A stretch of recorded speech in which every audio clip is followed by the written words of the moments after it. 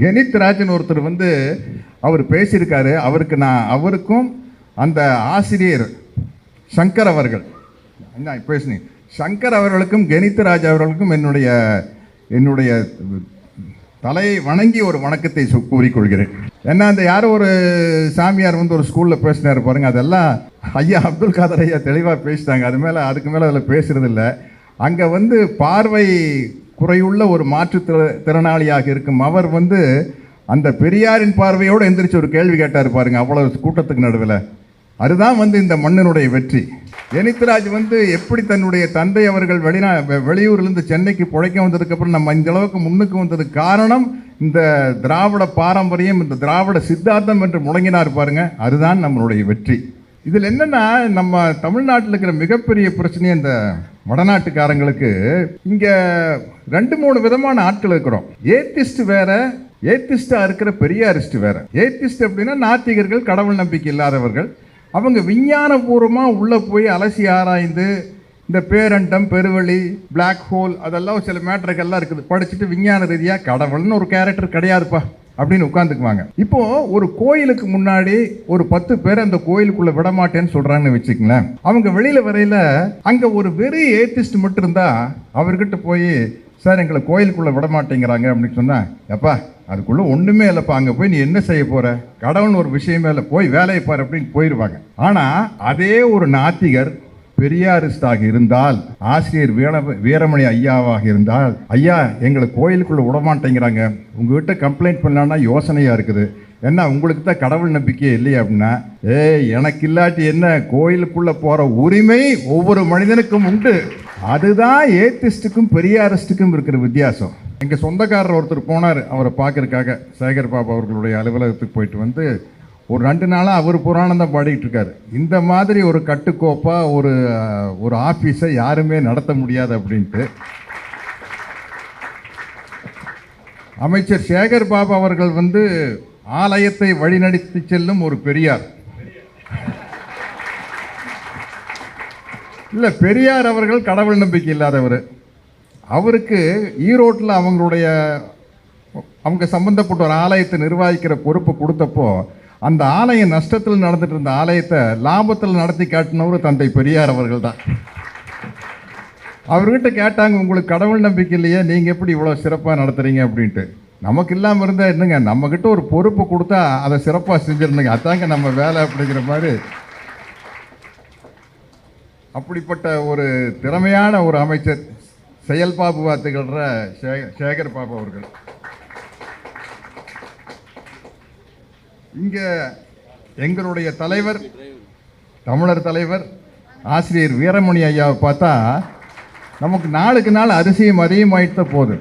நான் இப்போ அவர்கிட்ட கேட்டேன், ஐயா கடைசியாக ஒரு 2 மாதத்துக்கு முன்னாடி திராவிடத்தை பெரியார் நடந்த நிகழ்ச்சியில் பார்த்தேன், ஐயா அப்போ விட இப்போ ரொம்ப ஃப்ரெஷ்ஷாக இருக்கீங்க ஐயா அப்படின்னா.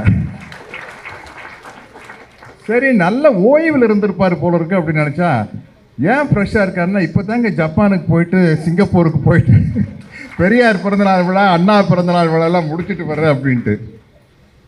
எனக்கு வெளிநாடு போகிறேன்னா அப்படியே கிடுகிடுன்னு நடுங்குங்க. ஏன்னா ஐயா கிட்ட ஐயாட்ட அதை பற்றி கேட்கலான்ட்டு இருந்தால் அதுக்குள்ளே அப்துல் காதர் ஐயாவுடைய பேச்சில் மதிமயங்கி உட்காந்துட்டோம். இந்த ஜெட் லேக்குன்னு ஒரு விஷயம் இருக்கும்.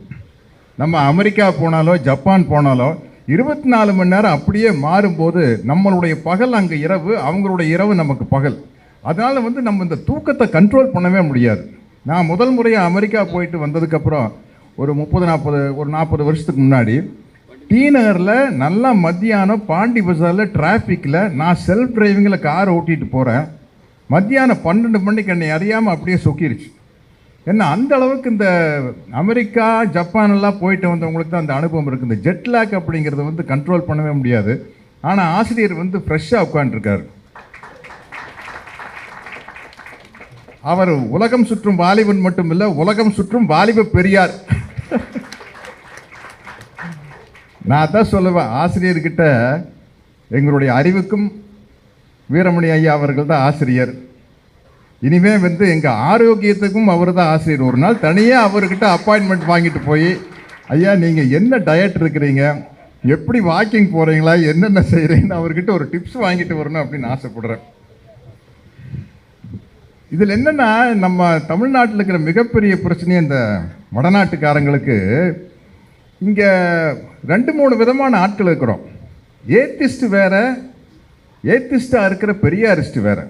ஏத்திஸ்ட் அப்படின்னா நாத்திகர்கள், கடவுள் நம்பிக்கை இல்லாதவர்கள்.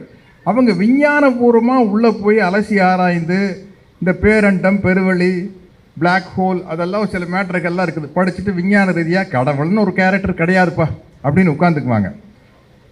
இப்போது ஒரு கோயிலுக்கு முன்னாடி ஒரு 10 பேர் அந்த கோயிலுக்குள்ளே விடமாட்டேன்னு சொல்கிறாங்கன்னு வச்சுக்கங்களேன்.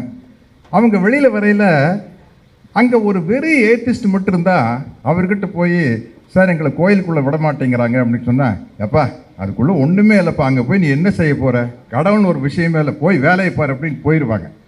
ஆனால் அதே ஒரு நாத்திகர் பெரியாரிஸ்டாக இருந்தால், ஆசிரியர் வீரமணி ஐயாவாக இருந்தால், ஐயா எங்களை கோயிலுக்குள்ளே விடமாட்டேங்கிறாங்க, உங்கள்கிட்ட கம்ப்ளைண்ட் பண்ணலான்னா யோசனையாக இருக்குது, என்ன உங்களுக்கு தான் கடவுள் நம்பிக்கையே இல்லையா அப்படின்னா, எனக்கு இல்லாட்டி என்ன, கோயிலுக்குள்ளே போகிற உரிமை ஒவ்வொரு மனிதனுக்கும் உண்டு. அதுதான் ஏத்திஸ்டுக்கும் பெரியாரிஸ்டுக்கும் இருக்கிற வித்தியாசம். எத்தனையோ ஏத்திஸ்டுக்கு ரேசிஸ்டாக இருக்கிறாங்க. சொல்லப்போனால் கடவுள் ஒரு மாயத்தோற்றம்னு ஒரு புத்தகம் எழுதுகிற ரிச்சர்ட் டாக்கின்ஸுக்கெல்லாம் அவர் ஒரு ரேசிஸ்டாக இருக்கார். ஆனால் இதுதான் ஒரு ஏத்திஸ்டாகவும் இருந்து பெரியாரிஸ்டாகவும் இருக்கிறதுக்கான ஒரு விஷயம். ஆனால் தமிழ்நாட்டில் என்ன பிரச்சனைனா, தம்பி சேகர் பாபு போன்ற இருக்கிறவங்கெல்லாம் அவங்க எவ்வளவுதான் பக்திமானாக இருந்தாலும் கூட அதே கோயில் வாசலில் அமைச்சர் சேகர் பாபு போன்றவர்கள் போனால், ஐயா எங்களை கோயிலுக்குள்ளே விடமாட்டேங்கிறாங்க அப்படின்னா, இந்த ஆகம விதிகள் அதை பற்றியெல்லாம் பேச மாட்டாங்க, சாஸ்திர சம்பிரதாயத்தை பற்றியெல்லாம் பேச மாட்டாங்க. நான் வர்றேன் வாங்கடா உங்களை உள்ளே கூப்பிட்டு போகிறோன்னு போவாங்க. அப்போ என்ன பிரச்சனைனா, நாத்திகராக இருக்கும் நாங்களும் பெரியாரிஸ்ட், ஆத்திகராக இருக்கும் அமைச்சர் சேகர் பாபு போன்றவர்களும் பெரியாரிஸ்ட் தமிழ்நாட்டில். இப்போ நாங்கள் பெரியாரிஸ்டாக இருக்கிறது அவங்களுக்கு ஒரு பிரச்சனையே இல்லை. இன்னும் சொல்லப்போனால் சௌரியமான விஷயம். அவங்களுக்கு பிரச்சாரம் பண்ணுறதுக்கு, அவங்க எல்லாம் கடவுள் நம்பிக்கை இல்லாதவங்கப்பா, எல்லாம் திமுக காரங்கெல்லாம் அப்படித்தாப்பா அப்படின்ட்டு. ஆனால் அமைச்சர் சேகர் பாபு மாதிரி இருக்கிறவங்களுக்கு தான் அவங்களுக்கு பெரிய பிரச்சனை.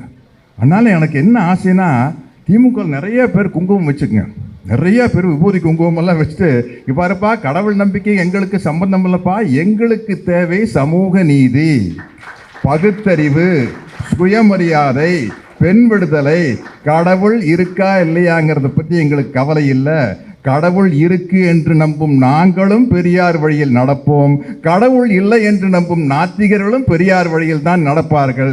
ஆகவே இது நாத்திகம் ஆத்திகத்தை தாண்டி இது சமூக நீதி மண், இது பகுத்தறிவு மண், இது பெண் விடுதலை மண், இது பெரியாரின் மண்.